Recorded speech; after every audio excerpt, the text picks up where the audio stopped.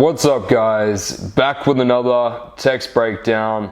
Let's crack the fuck in. So I open with "Hey trouble," right? Pretty typical. And then she's just like, "Hello there." And then I'm just like, "How goes thy night?" Right? It's a little bit more interesting than asking like, "How is your night going?" Right? It's got the little Shakespearean shit in between there. Then she's like, "It's been alright, pretty chill," which is nice. "How has yours been?" And then I'm like, "It's been good, carved out some time to work on some tunes, had a few wines." So right here, it's kind of like I'm baiting her into asking about, me working on tunes. I know it's pretty likely that she's going to be like, "Oh, what type of music you working on?" So on and so forth. From the girl's profile, I could tell she was like a creative, right? She was like a designer, that kind of thing. So I knew that would be relevant to her. Relevance is something you want to consider a lot in your conversations, right? You could say some things to one girl and she could be like, "I don't give a fuck." Like I could say, "Time to work on some tunes," and let's say the girl's like a fucking construction worker and like she's not like creative at all. She's probably going to be like, "Yeah, okay, cool," right? But I knew that me saying I'm working on tunes, I knew it would be more relevant to this girl. Therefore, she's going to give like a more receptive response. So then she's like, "That sounds awesome. What kind of music do you make?" And then I'm like, "I either make moody, atmospheric house, kind of like Jamie XX, mixed with lo-fi house, or just chaotic techno acid type stuff. Do you like to create?" So yeah, I'm just giving her like an answer there. Just like because I'm specific about what type of music, there's more for her to go off. And then at the end, I'm just like, "Do you like to create?" So I knew that me giving an explanation on its own would not be enough to keep her replying. So that's why I'm like, "Do you like to create?" on the end there, right? Because that's something you got to think about. You're like, is what you're sending interesting enough in and of itself to elicit a response, or do you need to add something? Okay, always be thinking about that, because I call it roadblocking, right? When you send something and it's just not interesting enough to actually incite a response, it's like you've roadblocked the conversation. So if I didn't put "Do you like to create?" at the end there, I probably would have roadblocked the conversation. She probably just would have been like, "Oh, I can't be fucked thinking of something to reply here, so I'm just not gonna send anything." So then she's like, "That sounds funky." Sort of, yeah, I like to play around with interiors, right? So we've got that. And then I'm like, "I got that vibe. I used to do product photography, worked with a few designers, used to think it was wanky, but I grew an appreciation," right? So here I'm kind of like, I'm conveying myself as like the in crowd, right? So whenever you have someone like a model or someone who works in a particular industry, if you can show that you understand their world and that you have been a part of it, that can be really attractive to them. So me saying like I'm a product photographer kind of relates with her saying, she's like an interior designer, right? They're kind of related. And then I'm like, I worked with a few designers, right? So I'm conveying that I'm part of her world. And then I just put something on the end there, like used to think it was wanky, but I grew an appreciation, right? So she could get defensive, it could like incite some banter, just gives like something else for her to work with. And then she's like, "I find it to be therapeutic and fun at the same time.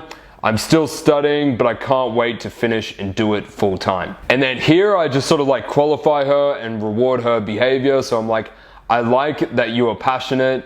I'm an expert in interior design too. Played Sims for 5 years growing up. I know my shit," right? So this is just a good example of just like fun banter. When she said like interior designer, that kind of thing, it made me think instantly of like Sims back when I used to play that game. And yeah, I just thought it'd be funny to just be like, "Oh yeah, I'm an expert too. I played fucking Sims." So yeah, that's where my mind goes. Whenever they present you with a piece of information, I'm always thinking like abstractly about what that relates to, right? So if someone says like they're an interior designer, I think of a whole bunch of different associations, right? And that's just one of them. And then she's like, "Haha, look out. Some might say you're a guru even."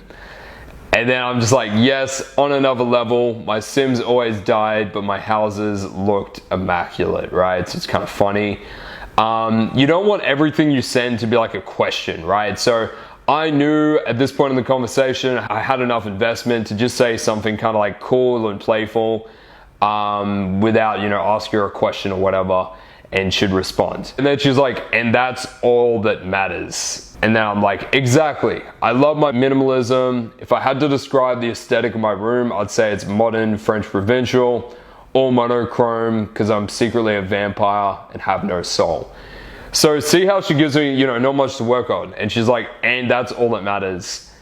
And then here I'm just kind of like ad-libbing, right? I'm just throwing a whole bunch of shit out there. It doesn't even logically make a lot of sense to just spill out all this information I'm putting out there, but like, who gives a fuck, right? I always say, fuck logic, right? It's just like, I'm just like, exactly, I love my minimalism, and then I'm like talking about like the interior of my room, because again, it's like part of her world.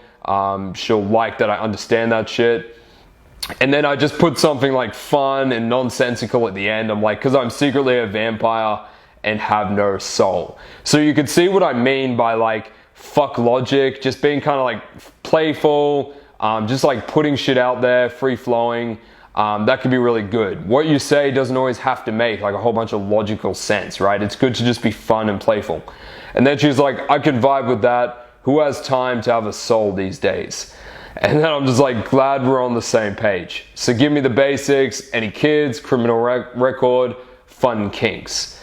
Okay, so fun kinks at the end there. It kind of could get sexual, but it's not necessarily referring to sexual kinks, so it gives you a bit of an out as well. And then she's like, absolutely not, surprisingly not, stay tuned, you never know. What about you? So she kind of puts it back on me. And then I'm like, none that I know of, right? As in no kids that I know of, no crimes somehow, into shibori and tantra, right? So that's gonna, generally, a lot of the time that would bait some sort of interest in the girl. But also it's a bit of a sexual DHV, or like I'm conveying sexual authority, right? Because it's like I'm into something that most dudes aren't, right? Like shibori and tantra, like how many dudes like really explore those avenues, right? So it's good that you can convey when you have knowledge of like advanced sort of like sexual concepts and things, right? It displays authority in that field. So she's like, I like the sounds of that. And then I'm like, know what else you'd like? Just like a typical fucking baiting line, right? Whenever a girl's like, oh, that's nice, I like the sound of that, I'm like always like, know what else is nice, right? Or know what else you'll like. Like, it's a great thing that you can just pull out when you don't know what else to say. And then she's like, I like anything that's fun and adventurous. And then I'm like, my kind of girl, I know just what to plan for our date then, right? Another baiting line. And then she's like, what did you have in mind? This is why I love to use baiting lines like all the fucking time, because it allows you to have your conversations be like more predictable. Like, they're gonna ask you about that, and then once they ask about that, you know what your answer is gonna be, and it allows you to just like take control of the conversation and be able to think like 2 or 3 steps ahead, right? Which is what I'm always doing in conversations. So then I'm like, you, me, a couple of drinks, laughs, teasers, neck kisses, that sort of thing, vibe and build chemistry. Then she's like, that does sound very pleasant. And then I'm just like, do you like wine? And then she's like, I'm not huge on wine, still maturing my taste buds. I'm more of a vodka girl. Now, whenever a girl says like, oh, they're not really into wine, they're more into vodka, or even like they don't drink, don't make a fucking big deal of it, right? It's like when a girl's like, oh, I'm into vodka, I'm like, oh yeah, cool, love vodka too. Let's meet up for some drinks. Like, I don't make a big deal out of the fact that they don't like wine, right? Who gives a shit? Even if they say they don't drink, I'm just like, oh, we'll split a bottle of water then. Like, again, it doesn't really fucking matter. It's like, you don't want to let that take you off course. You continue on with the closing sequence. So yeah, I'm just like, interesting. She's like, still maturing my taste buds. I'm more of a vodka girl. Then I'm like, interesting. I'll help you with that. We should meet up for drinks sometime. Then she's like, that sounds delicious. And then I'm just like, shoot me a number and we'll make plans. So bang. Off the app, onto the number. as always. So then I'm just like, hey, it's Hudson from the thing. She's like, hello, Hudson. So I'm like, what trouble are you causing? Then she's like, not a lot of trouble to cause between 9 to 5. So I'm trying to set the frame of her being trouble, right? I talked about this in my last post, right? Commitment and consistency. It's like the reason why I put forward those frames, because, you know, whenever someone agrees to a frame, they're gonna then act like consistent with it. So if I get her to agree to the frame of being trouble, which I did within the Hinge conversation, the more I get her to agree with that frame, the more she's going to be consistent to it. So here she doesn't go along with it, right? She's like, not a lot of trouble to cause between 9 to 5. So I just sort of like don't accept her refusal of the frame. I'm just like, speak for yourself, right? And then she's like, haha, what have you been getting up to? And then I'm like, replied to some emails, did some meditation, and just finished a home workout looking nice and fit for our date, right? Then she didn't reply for a bit, so I'm like, sorry, I just got your message. Hope you didn't think I was ignoring you. My phone has been playing up lately. So yeah, that shit happens. Then I'm like, I did. Serious question. So I'm just baiting into asking like when she's free, and she's like, yeah, when are you free for drinks? And then she's like, I think I might be free next weekend.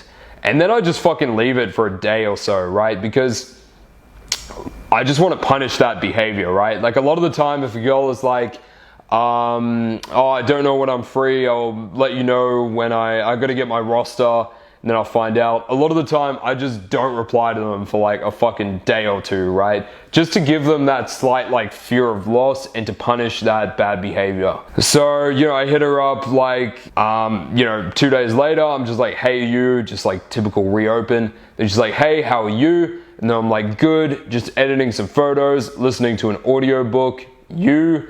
Then she's like, how nice, I've just had dinner and just catching up on the day with my family. Just like typical shit. And then here, it's like I'm putting forward like an anti-frame. So an anti-frame is when you're putting forward a frame that you want them to go against. Right? Now this doesn't work if you put forward one of these frames and then the girl actually goes along with it. So if you say like, oh, you're so innocent, and the girl's like, oh yeah, I am innocent. Well, you just shot yourself in the fucking foot, right? Because now she's going to be consistent with being innocent. So I knew that this girl would go against this frame, right? So that's why it's referred to as an anti-frame. So I'm like, nice, you sound so wholesome. I think I may be a bad influence on you. So I'm not just framing her as being wholesome, but I'm also sort of doing a little takeaway in a sense. I'm like, I think I may be a bad influence on you. So it's kind of like, oh, you're too wholesome for me. Maybe I'm like not, you know, a good fit because I'm too bad for you. So it gives her kind of incentive to go against the frame too. So then she's like, haha, oh no, I'm probably making myself sound a lot nicer than I am. So there we go, she's going against this frame, which is what I wanted. So then I'm like, lol, what's your Instagram? So I just like to get her Instagram, like, I mean, for me, just to make sure that she's legit. But also it does just like get investment, right? It's just when you, little things like that, again, just give you more compliance and investment. Every time the investment goes up, like I say, it's kind of like a bar in a video game. It's just going up and up and up. So then I'm like, are you free for drinks Friday or Saturday? And then she's like, I'm actually not. I'm going out Friday and have a surprise birthday Saturday evening. I'm free Sunday though. And then I'm like, that works, say 7:30.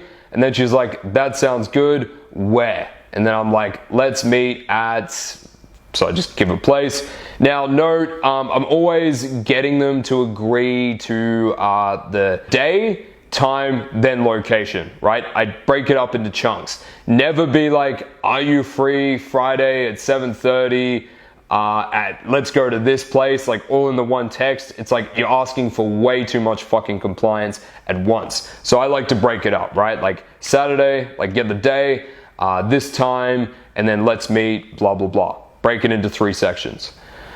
So yeah, she agrees. I'm like, sounds glorious to me. And then I'm like, hey, still on for tomorrow? She's like, hey, yeah, for sure. And then I actually get sick, right? So I have to fucking flake on her, right? I'm like, this is annoying, but I woke up with a sore throat. Then she's like, no, that's perfectly okay. Appreciate that. We can do it another day. And then she's like, hey, you, how are you today? Then I'm just like, still sick, trying to be productive. keep getting drawn back into the ominous vortex known as YouTube. Right? So I always like to just, you know, put little like fun shit like this, just like display personality. Like even me just saying like the ominous vortex known as YouTube. It's just like, just saying like fun little things in your sentence. It just conveys charisma and personality and just makes it more interesting and conveys that, yeah, you're an interesting dude with wit. You're not just another fucking boring meathead, right? So I always like to add little things like that to my text. And then, yeah, she's like, it's easy to fall into. I'm just waiting for work to finish. And then I'm like, indeed, you work as an interior designer or you got a side hustle. So getting her to qualify. Then she's like, I wish I do admin for blah, blah, blah. I'm still studying, should be finished in June, whatever the fuck.